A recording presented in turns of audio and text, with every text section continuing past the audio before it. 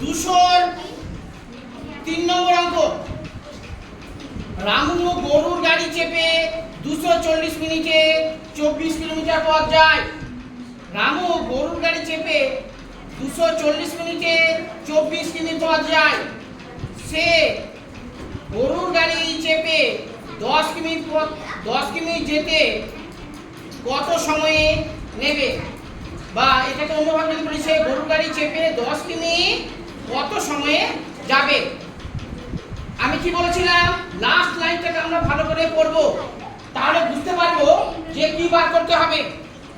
Last line হচ্ছে, সে গরুর গাড়ি চেপে 10 কিমি কত সময়ে যাবে। মিম, সে গরুর গাড়ি চেপে 10 কিমি কত সময়ে যাবে? কি বার করতে বলেছে আমাদের? সময়, তাই না? অর্থাৎ মিনিট।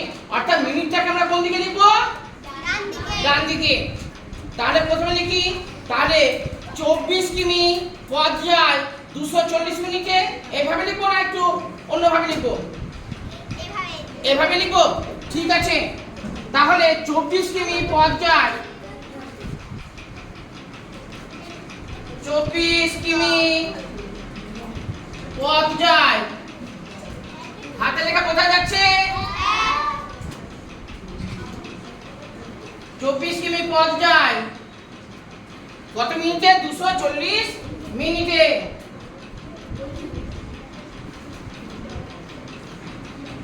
এবার 35 কিমি করছি। 1 কিমি পথ যায় কম মিনিটে যাব না বেশি মিনিটে? কম হতে গেলে কি করব? ভাগ। 1 কিমি পথ যায়, ভাগ কিভাবে লিখব? 240 বাই 24 মিনিটে। এবার বলছে 10 কিমি পথ যায়। এর আগে কি বুঝেছিলাম? এটার সঙ্গে এটার সম্পর্ক, তারপরে এটা 24 কিমি পথ যায় 240 মিনিটে। 1 কিমি পথ যায়, তো সময় কম লাগবে আমাদের। সৃজন এদিকে 1 কিমি পথ যেতে কম লাগবে বলে আমরা কি করেছি? ভাগ করেছি। এবার 10 কিমি পথ যেতে আমাদের কম সময় লাগবে না বেশি? বেশি। বেশি হতে গেলে কি করব? গুণ করব। বেশি হতে গেলে গুণ। তাহলে করি 240 গুণ 10 আর নিচে 24। দেখো পরিষ্কার ভাবে বোঝা যাচ্ছে, এটা দিয়ে আমরা এটাকে কাটতে পারবো, তাই না?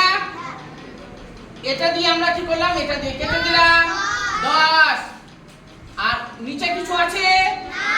নিচে যদি কিছু না থাকে তাহলে আর কিছু কাটাকুটি যাবে না। উপরে উপরে আমরা কি করব? গুণ করব। উপরে উপরে গুণ করে কত বেরোবে? 100। 100 মিনিট।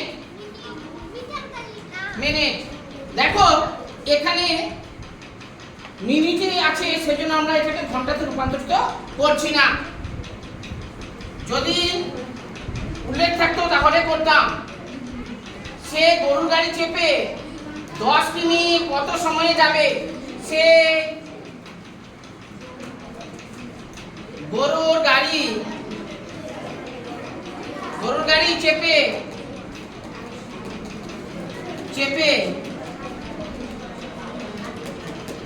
10 কিমি